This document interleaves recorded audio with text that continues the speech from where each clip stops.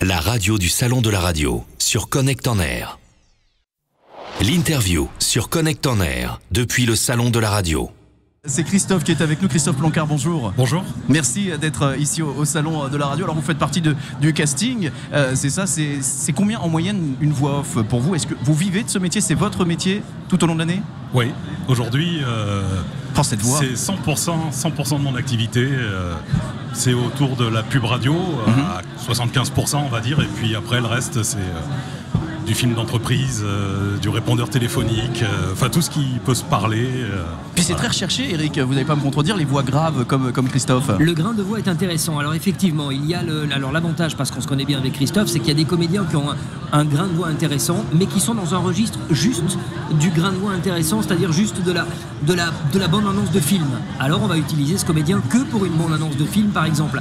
L'avantage de Christophe, c'est qu'il a un panel très large, donc il a un bon grain de voix et il est capable de tout jouer. Et là, forcément, c'est beaucoup plus utile pour nous, professionnels des pubs. Christophe, quelques références? Vous êtes voix antenne pour quelques radios, des références de grandes pubs? Ah oui, alors là... On va fermer à 9h du matin demain. Ouais, la liste, ça m'embête d'en donner parce que j'ai peur vraiment d'en oublier, parce qu'il y en a aujourd'hui beaucoup, tant mieux, je suis content. C'est une belle reconnaissance, mais pour les radios,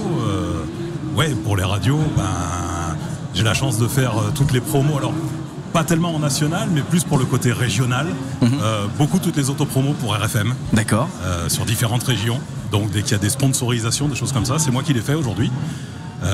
Hier, on a enregistré du supermarché Casino. D'accord. Qui va bientôt tourner sur les radios nationales là. Voilà, RTL. C'est fou cette voix. Hein. Eh oui. Mais on va le dire, Eric, vous n'allez pas me contredire. C'est un métier, la voix off, c'est un métier de comédien. C'est pas forcément lire un texte. Il faut jouer la comédie. Est-ce que vous différenciez les deux, c'est-à-dire que vous avez des comédiens à proprement parler et vous avez des voix off qui vont pas forcément jouer la comédie? Ah, on a ça dans le casting. Oui, alors on s'adapte. Nous, on va sélectionner tel texte et telle trame de texte, telle de pub, avec tel ou tel comédien, et on va se dire, lui, on le sent plutôt moins sur ce spot ou ce texte, parce qu'il y a des intentions de jeu qu'il va pas maîtriser, alors que l'autre comédien, lui, il a un panel plus large, il va être très bon.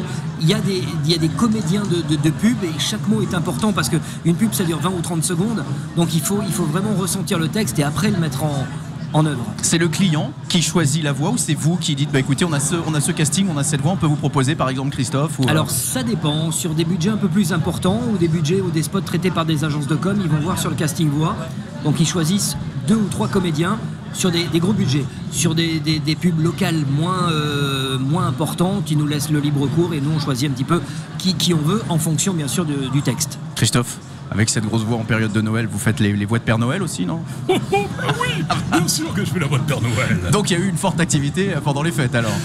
Ouais. Mais bon, c'est rigolo, c'est très amusant, c'est très très amusant à faire. C'est surtout quand il y a des studios comme ça, AB Studio, avec qui on collabore maintenant depuis, ça se compte en années. Des années, ouais. Et on arrive à tellement bien se connaître que...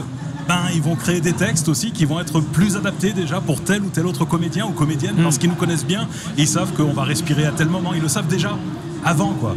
Et du coup il y a un lien qui se crée comme ça, et ça c'est formidable et c'est très amusant. Oui, donc Noël, Noël c'est la voix du Père Noël, c'est les petits lutins.